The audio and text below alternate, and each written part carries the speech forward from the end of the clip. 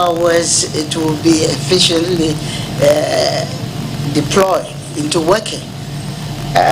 What I would like to find out is that as the economy it is at this point in time, don't we have certain sectors of our economy working within that 24-hour cycle? I can easily cite the case. What makes this particular 24-hour economy so special? And how can it also reset the economy as you are talking about? Thank you. Thank you, Mr. Chairman. The concept and policy direction of it is to give vent to businesses, to make it not just a choice by the worker, but a policy decision by the state, to ensure that in doing so, businesses can be supported. Those businesses that were not in 24 hours can now be supported to join the race. It's no longer going to be as and when I like it, but just when I like it and backed by government policy. So it is true that several organizations are already working 24 hours, and that's giving credence to the fact that we can get others to join them. You know, one of the challenges that other businesses are facing working 24 hours is how much they can ensure security, and we say we will provide the security.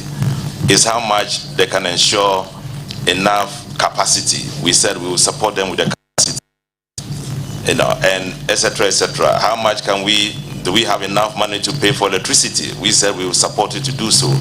It's simply just to boost production, create more opportunity for our people to work, and to ensure that we reshape the economy in a manner that is going to be work-based and production-based. Thank you. If we establish it as a policy, is it going to have a compulsory adherence?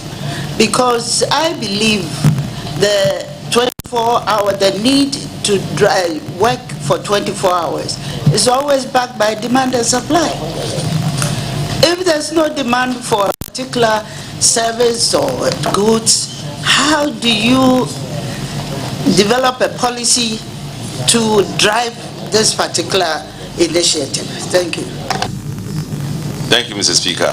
I agree with you. You know, largely will be driven by the need for it. And we believe that several organizations have the need for it, will want to have the 24-hour economy, you know, operate within their working space, except that they don't have the ability, the capacity, the support, direction from government. So we are targeting those organizations that will be willing to go the extra length in increasing production by increasing employment, you know, engaging our young people and creating a situation where they can effectively be engaged. But this is largely for those who need it. And for government organizations, it will be backed by policy direction, meaning that there will be a certain compelling factor for some state public organizations to operate within that 24 hours. But for private people, it's a choice you can make. Thank you. Thank you very much. I'll proceed to give the floor to Honorable Asante Boati. Or you still have a substantive question? Please do. Thank you, Chair. Minister-Designate, women express their concerns on the need to increase maternity leave. What are your intentions when giving the nod in respect of this subject matter? Thank you. Thank you, Chair. This is a very, very important area, and I think it deserves further discussions, but I support it as a person. I support the affirmative action law, which we just passed. I worked very hard to contribute to it. So it's an area.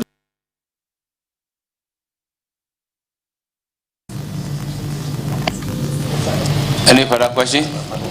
Please, your last question, if this is not a follow-up. Thank you, Chair.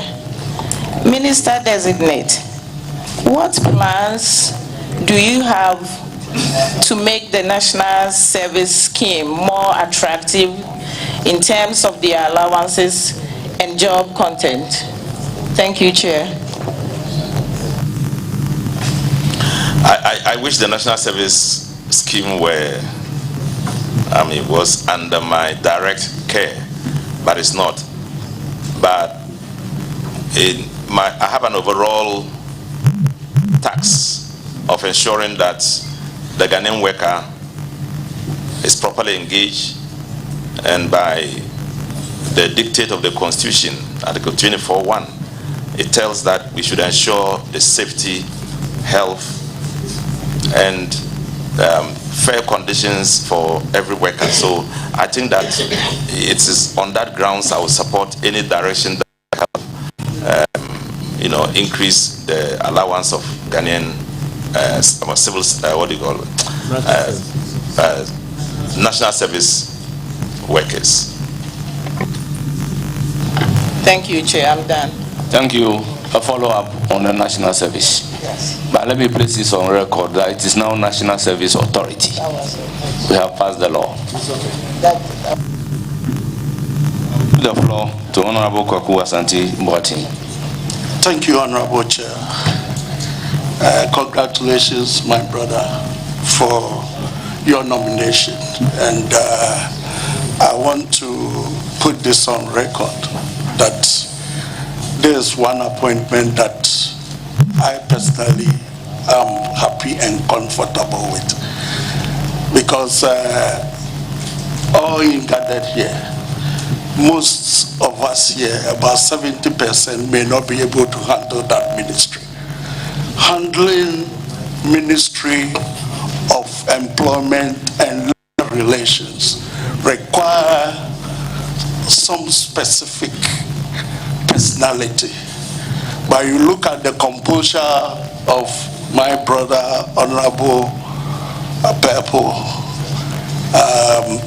his comportment ever since I've known him in this house. It takes somebody like him to handle labor matters. Like previously in the MPP government, we saw that of Honorable Ignatius Bafo Awua.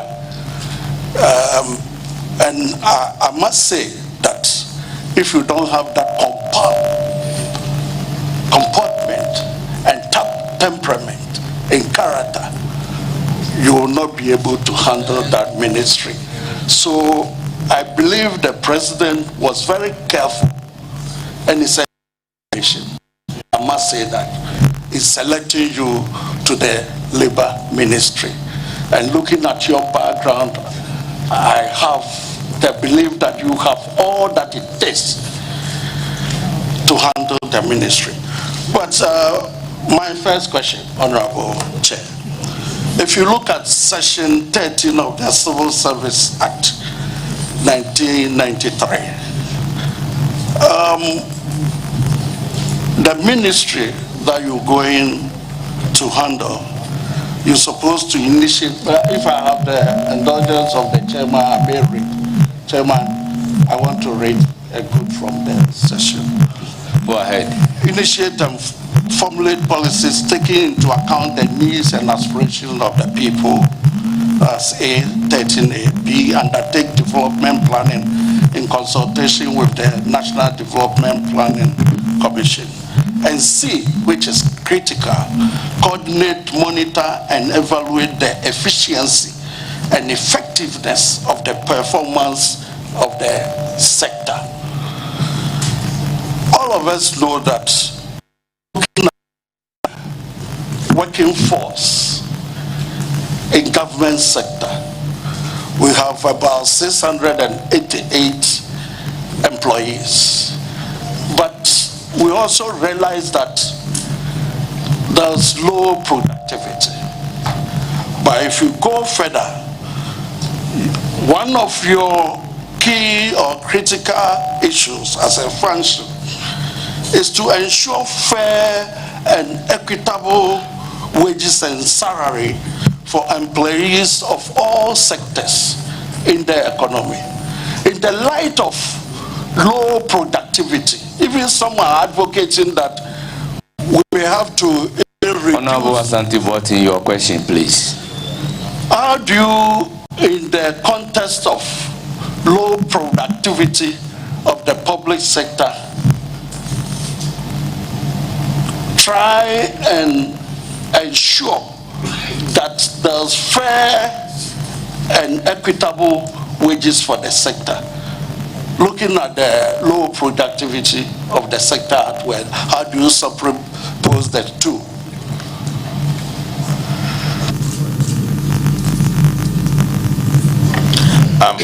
Thank you, Mr. Chairman. I'm sure you are talking about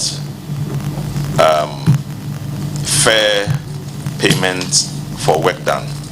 Yeah, and the need to reconcile the fact that you are producing, you may not be producing hard enough to earn what you are doing, and how do we reconcile it? I think it's a major area we will tackle, and I'll be very happy to be, I'm happy I'm going to do it if you do approve my nomination, because it's a big question for all Ghanaians. You have quoted the number to less than 700 of public service workers. In the last visit to the ministry, they told me it's about 800. And given the 800 and given the output and the expenditure on production, for we make in paying our workers, then you begin to wonder whether we should do something about it. I know that the Ghanaian worker is very conscientious, very hardworking, very committed, but we need a kind of policy direction to help him to produce more, so we can pay and know that we are paying something worth the while. So thank you. It's an area, very, very important area, and I thank you for this question. We would be committing ourselves to working at it. Thank you very much. You are entitled to. Yes, please. Thank you, Honorable Chair.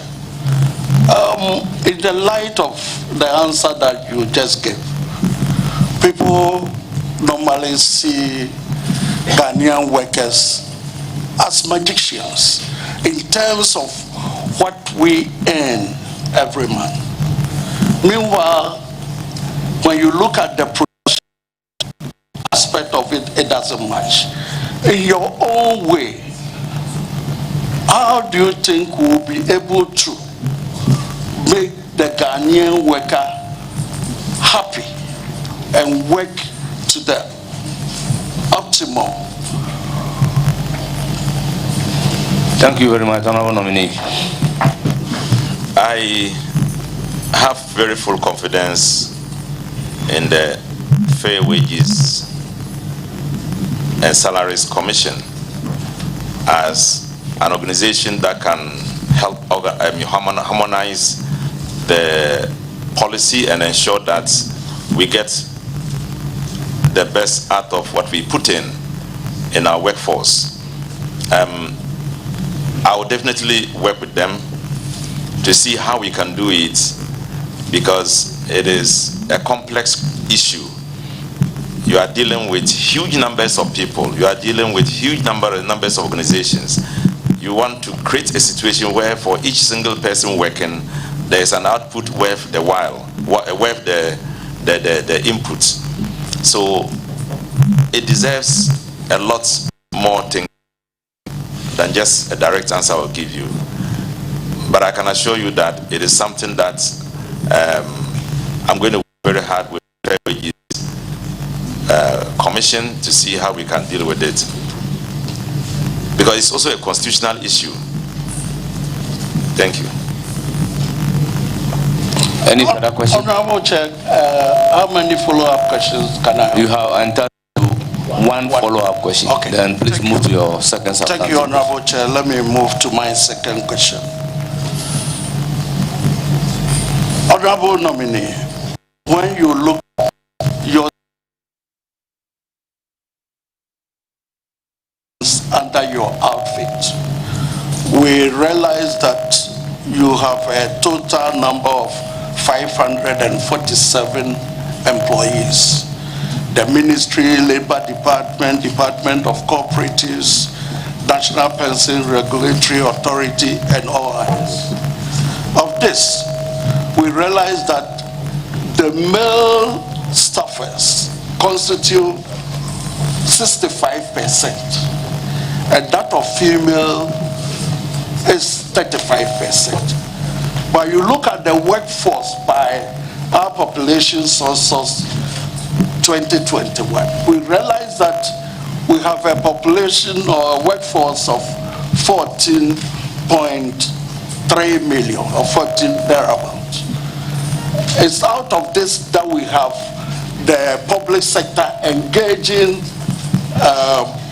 668,000, which works out to about 4.65%. The remaining is for the private sector.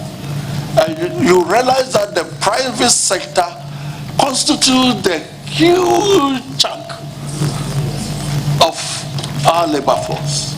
What are you bringing on board as a minister, if you are approved, if you are given the nod, to ensure that the private sector is able to absorb more and more of Ghanaians into their fold? Thank you, Mr. Chairman. In Ghana, we are developing a system of recording all vacancies available in all organizations, public and private sector, in the form of the labor market information system, which we will cover everybody, to cover every sector in Ghana in the public sector. What I will do is to encourage the private sector vigorously, to encourage the private sector to be part of it, to be part of the overall harmonizing effect of recording in a big data all working institutions, all institutions, and creating all the vacancies that are available in the institution, publishing those vacancies in the information system, and allowing advertising for people who are looking for jobs to be able to look in and be able to apply for those jobs. Now, once that system is in place, you will be having direct contact with the private sector. You will find which areas in the private sector are where are available for jobs for the people of Ghana, and you will work to encourage those areas. And indeed, what I want to encourage my government to do is to ensure that we embark on a system of providing support for private sector inputs into the economy, creating opportunities for people to get credits and investing in those credits, and therefore creating opportunities for people to get jobs. And then, in a snowball effect, also creating the wealth of the country through taxes into the consolidated fund. So actually, the private sector is not differentiated from our economy. It's a very key concept, part of our economy. And so encouraging them to do anything. Honourable Member, be brief in your answer. Kindly be brief in your answer. So we will encourage them to produce as much as they can, and we will support them. Thank you. Thank you, Honorable Chair. Follow-up question on that. Thank you, Chair.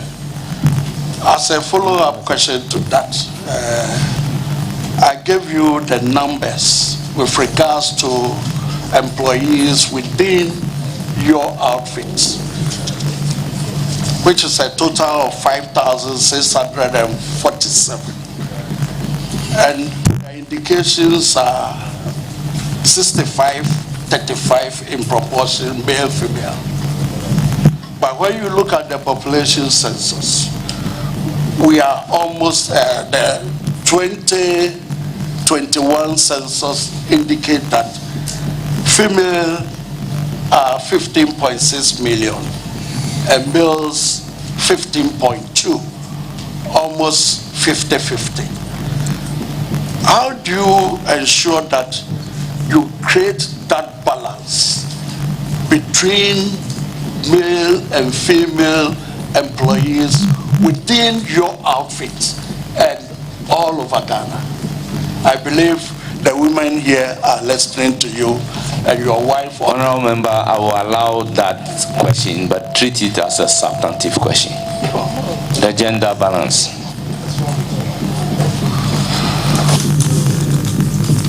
Thank you, Mr. Speaker, Mr. Chairman. Mr. Chairman, this is something we have taken care of in our manifesto, and we call it leveling up, creating a balance between female, male, youth, adult, creating an avenue for all of them to be involved, and creating equity in job creation and in employment avenues. Thank you, Mr. Chairman. Thank you. I will proceed to give the floor to Honorable Yusuf Suleimana.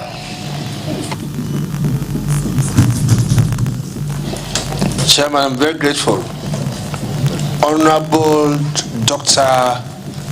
Alhaji Rashid Pelpuo, congratulations. Thank you. Doctor, you are a role model. And for some of us today, we should eulogize you. Your humility, your honesty, but your competence is not in doubt. And so I'm not surprised that the President selected you for this strategic ministry. You've been a counselor for some of us, an inspiration for many, many northern young politicians. We can only wish you well. Inshallah, the good Lord will guide you as you move every step. We leave you in the hands of God. Wassalamu alaikum wa rahmatullahi ta'ala wa barakatuh. Chairman, Thank you very much. Thank you. Salam wa rahmatullahi wa barakatuh. Thank you very much. No. Two subject matter committee members. We didn't understand you. Honorable members, I recognize another subject matter committee member in the person of Honorable Frank Afriye. You have the floor. Chairman, I'm so grateful, and with your leave, let me congratulate and wish my brother all the best. Indeed, you are proceeding, and by the grace of God, we shall be heading a ministry that is largely seen as contentious. A lot of labor agitations, salary issues. Meanwhile, I fully associate with the earlier speakers on the observation that you are indeed a role model for those of us who are more inclined to toe the path of diplomacy and to be gentle and soft-spoken like yourself. However, the average Ghanaian out there, how would they be convinced that you have what it takes to balance the two?